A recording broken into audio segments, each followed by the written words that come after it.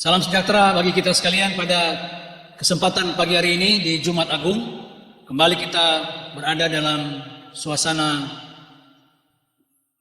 mengingat tentang pengorbanan Kristus di Jumat Agung ini. Kita tetap masih beribadah di rumah kita masing-masing. Oleh karena itu, marilah kita berdoa sebelum kita membaca firman Tuhan. Kita berdoa. Bapa dalam surga, pada pagi hari ini kami datang lagi di hadapan hadirat-Mu, seraya menaikkan syukur dan limpah terima kasih atas kesempatan waktu yang Tuhan masih anugerahkan buat kami.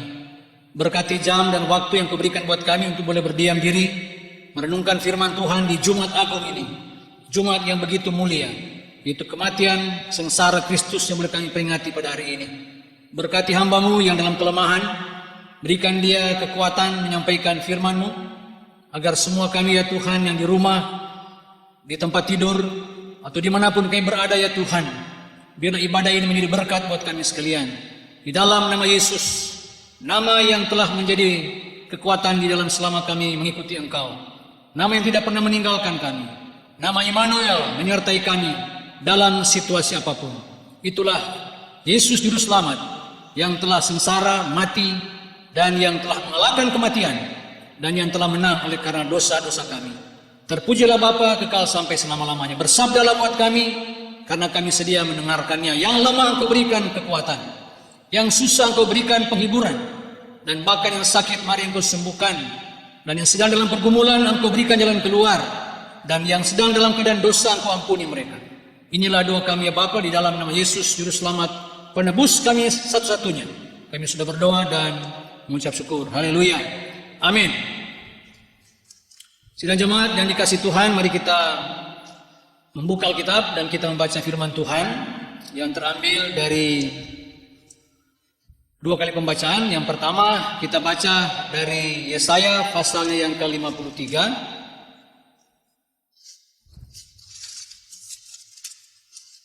Kitab Yesaya 53. Sebenarnya ini merupakan ayat-ayat atau bacaan-bacaan yang harusnya kita sudah baca di rumah, tapi biarlah kita baca sekali lagi, karena dengan ini kita dikonsentrasikan untuk masuk di dalam ibadah Jumat Agung. 53 dari Yesaya ayat 1 sampai ayatnya yang ke-5. Siapakah yang percaya kepada berita yang kami dengar, dan kepada siapakah tangan kekuasaannya Tuhan dinyatakan? Sebagai taruk ia tumbuh di hadapan Tuhan, dan sebagai tunas dari tanah kering. Ia tidak tampan, dan semaraknya pun tidak ada sehingga kita memandang dia, dan rupa pun tidak sehingga kita menginginkannya. Ia dihina dan dihindari orang, seorang yang penuh kesengsaraan dan yang biasa menderita kesakitan. Ia sangat dihina sehingga orang menutup mukanya terhadap dia, dan bagi kita pun dia tidak masuk hitungan. Tetapi sesungguhnya penyakit kitalah yang ditanggungnya, dan kesengsaraan kita yang dipikulnya. Padahal kita mengira dia kena tulah, dipukul dan ditindas. Tetapi dia tertikam oleh karena pemberontakan kita. Dia diremukan oleh karena kejahatan kita. Ganjaran yang mendatangkan keselamatan bagi kita ditimpakan kepadanya, dan oleh bilur-bilurnya kita menjadi sembuh. Ayat 6. Kita sekalian sesat seperti domba, masing-masing kita mengambil jalannya sendiri, tetapi Tuhan telah menimpakan kepadanya kejahatan sekalian. Demikian juga pembacaan firman Allah. Adalah yang berbahagia kita yang baca firman-Nya dan yang senantiasa memperlakukan di dalam hidup kita dari hari ke hari. Shalom. Salam sejahtera bagi kita sekalian. Di mana pagi hari ini kita sekali lagi boleh berdiam diri di rumah kita masing-masing, dan kita bersama-sama merenungkan firman Tuhan yang saya berikan tema iman di dalam masa-masa sulit, atau di manakah arah iman saya saudara di saat seperti ini. Minggu-minggu ini adalah minggu-minggu sudah kita ikuti baik di rumah ataupun di gereja, bahwa ibadah-ibadah sengsara Kristus merupakan puncak dari anak Allah manusia itu sendiri menjadi pribadi yang utuh. Dia manusia yang tidak pernah berubah baik di dalam statusnya, Dialah manusia yang disebut sebagai manusia oleh Lukas dalam manusia yang utuh. Oleh karena itu, di dalam pembacaan firman Tuhan, bisa katakan bahwa orang yang benar-benar percaya, benar-benar sungguh-sungguh mengenal Dia. Tetapi Yesaya mengatakan yang kita lihat, yang kita kenal, bahwa Dia tidak tampan. Ketika Dia dicaci maki, ketika Dia ditendang dan dibawa ke pengadilan, maka disitulah seluruh bagian mukanya tidak dikenal orang lagi. Karena dia seperti orang yang sengsara, penuh kesengsaraan. Oleh karena itu Kristus yang dinubuatkan oleh Yesaya adalah Kristus yang sedang mengalami penderitaan itu sendiri. Di mana Yesaya menubuatkan 500 sebelum Kristus hadir. Dia telah menubuatkan bahwa dia akan menjadi anak manusia, hamba yang menderita, anak manusia yang sengsara. Dan dialah menjadi sesuatu sosok yang kontroversial. Justru dialah mengatakan di dalam salibnya, dia berkata ketika tersalib dia mengatakan, ya Bapa, ampunilah mereka, oleh karena mereka tidak tahu apa yang mereka perbuat. Saudara, pada pagi hari ini kita sekarang sedang mengalami situasi yang tidak menentu sekali lagi, bahwa segala sesuatu milik kita, segala sesuatu yang ada pada kita tidak tahu bagaimana menggunakannya lagi. Banyak orang kaya yang mana mobil mereka, materi mereka begitu bagus, begitu maju, tetapi begitu lari ke depan. Tetapi saudara, ketika teknologi, uang, materi sedang lari ke depan, padahal moral dan agama sedang berhenti dan sedang dalam keadaan ketinggalan. Sehingga saudara, kelihatan dunia ini sedang diombang-ambingkan. Terlalu cepat teknologi, tapi ketika seolah-olah virus corona ini menghentikan kecepatan daripada kesombongan, kecepatan keangkuhan manusia, sehingga mau tidak mau kita harus berhenti dan merenungkan kembali apakah artinya sayang saudara untuk berada di dunia ini, kemanakah arah sayang saudara, sehingga kita tidak lagi memperhatikan diri kita sendiri, kita hanya memperhatikan gejala-gejala terjadi di dunia ini. Oleh karena Tuhan katakan bahwa biarlah kita mau melihat Dia sekali lagi, bahwa Yesus Kristus itu adalah arah hidup kita. Dialah yang menentukan arah kemana hidup ini. Gedung-gedung sekarang telah berubah menjadi gedung-gedung rumah sakit, menjadi gedung tempat orang-orang yang sedang sakit. Saudara, oleh karena itu arah kemana dunia sekarang ini saudara, tidak lain ada Tuhan panggil kembali supaya kita kembali kepada arahnya Tuhan. Apakah maksud pada arahnya Tuhan? Arahnya berarti kita melihat kembali, maksud berpaling kepada Allah. Berpaling berarti kita bertobat. Kita perlu merenungkan kembali apa maksud Tuhan di dalam waktu-waktu sekarang ini.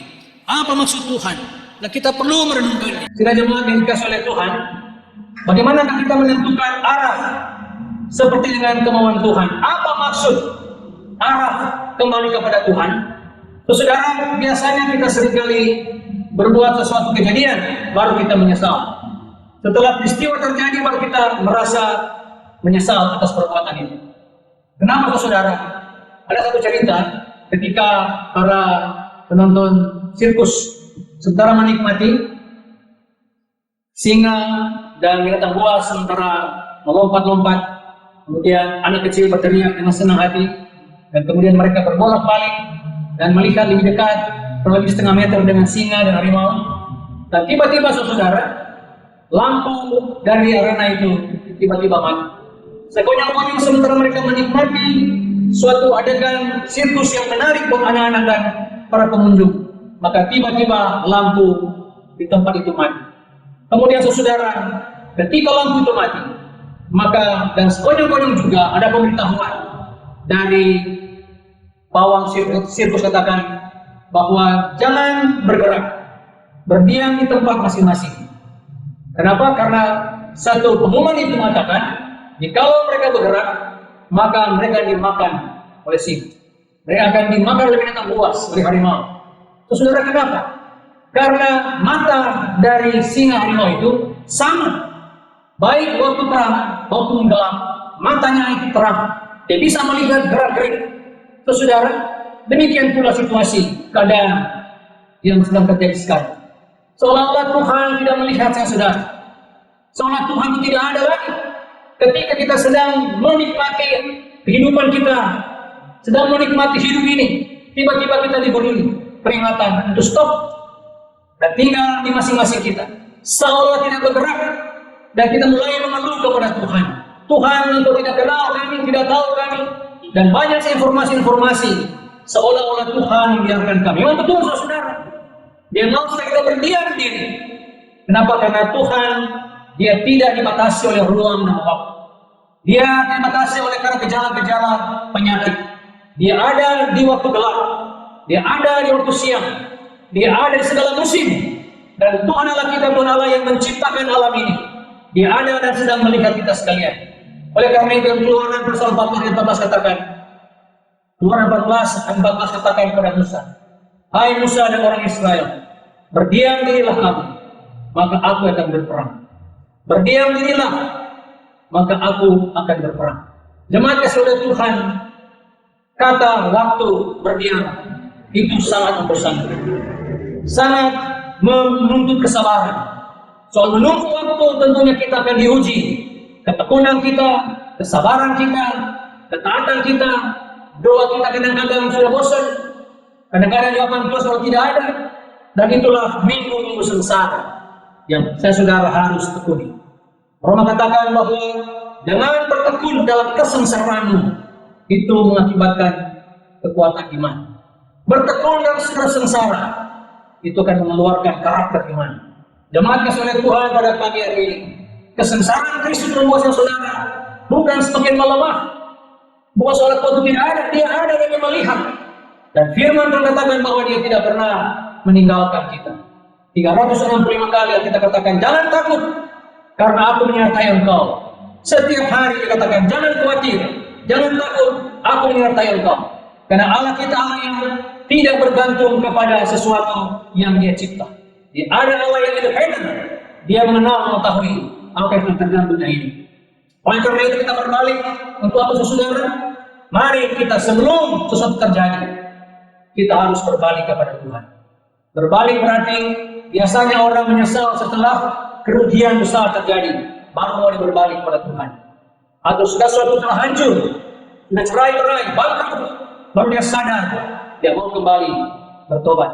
Ada yang kedua saudara, sudah hancur, sudah bangkrut, sudah gagal, tetap tidak mau berbalik kepada Tuhan.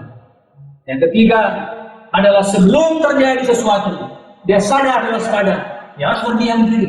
Dia tahu bahwa di balik itu akan mengancam dirinya. Dan itu sebagai saya saudara, sebaik-baik tinggal di rumah, diam dan rumah, itu membuat saudara bertekun. Dan itu sebabnya sebelum kita melangkah jauh, Tuhan katakan berdiam dirilah, bertekunlah. Nah itulah Pesah, itulah Paskah, bahwa Allah melewati dan mendapat kemenangan bagi orang Israel. Mereka diam dan teduh di rumah mereka masing-masing. Sedangkan yang sibuk orang-orang Mesir, yang sedang berteriak-teriak menangis karena mereka ada di luar sana. Jemaat kasih oleh Tuhan, mari saudara pada pagi hari ini, di dalam mengenang sengsara Kristus. Ada kadang-kadang saudara minta supaya minggu-minggu sengsara ini, barangkali Tuhan juga mau mengajak kita untuk mau berdiam diri.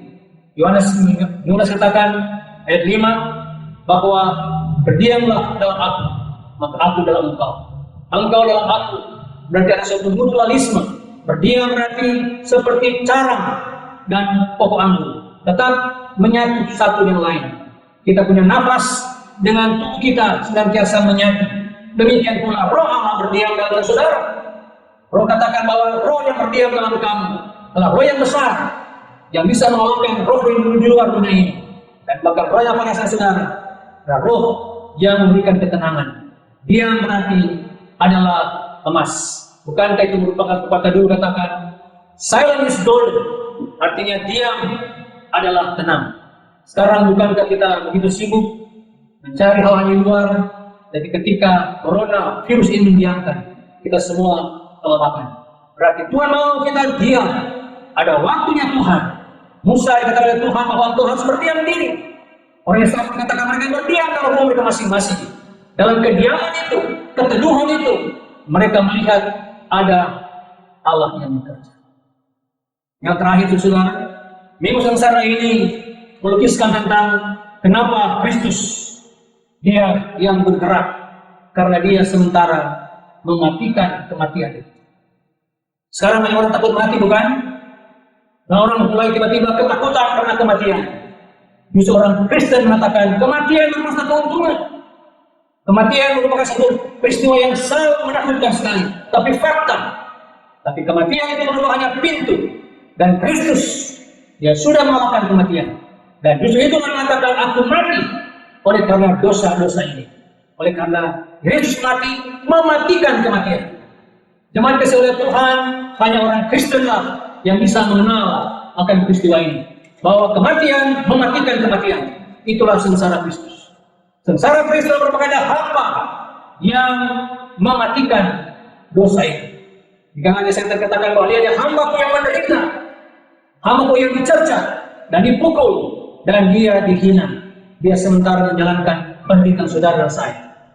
Sementara menjalankan penderitaan saya saudara, maka kita perlu merenungkan kembali betapa tidak layaknya saya menerima Kristus sebagai juru selamat saya. Karena saya orang berdosa, hamba dosa. Oleh karena saudara, di luar Kristus tidak ada keselamatan bagi manusia. Di luar salib Tuhan tidak ada keselamatan dan tidak ada cara lain selain Tuhan Allah mengampuni dosa-dosa kita. Oleh sebab itu saudara, Yesus berkata di dalam Matius pasal 17, ketika dia dikonfigurasi di satu gunung, lihatlah dan dengarkanlah dia, anakku yang kukasihi, kepadanya lah aku berkenan. Jemaat kasih Tuhan, hanya Yesus Kristus yang menjadikan kita lihatlah dia di tengah-tengah dosa saudara. Anda melihat apa saudara? Biarlah iman kita melihat dia. Lihatlah anak domba Allah yang menghapus dosa manusia. Lihatlah dia, hanya kepada dialah Allah berkenan. Dalam Kristus kita semua boleh berkenan. Kenapa? Karena kita lewat salib Tuhan, dosa kita diampuni. Lewat salib Tuhan, dia telah menghukum anaknya, dan kita bebas dari hukuman. Oleh karena saudara, maka salib dalam minggu sengsara ini kita perlu bersyukur kepada Tuhan. Kalau saya saudara boleh mengalami Jumat Agung, ini merupakan keagungan. Kita perlu ingat kembali bahwa ketika Yesus dalam doanya di Getsemani, di sepanjang malamnya berdoa bahwa supaya mereka jangan lupa iman mereka, supaya mereka tetap bertahan, karena anak manusia datang untuk mati. Anak manusia menjadi penebus, anak manusia menjadi juru selamat. Oleh karena melalui ini, gereja-gereja sekarang menjadikan kembali berfungsi bahwa Yesus kepala gereja, dialah Tuhan dan juru selamat.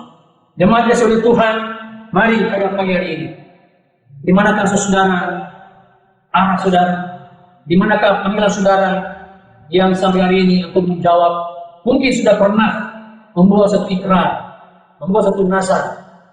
Sebelum saya mau berbuat sesuatu, saya mau minta Tuhan berbicara lewat minggu-minggu sengsara ini. Berdoa untuk saudara-saudara yang dikasih dalam Tuhan, agar supaya jemaat kita di rumah ini mereka kembali diam dan teduh dan menantikan jawaban Tuhan. Tuhan memberkati kita sekalian.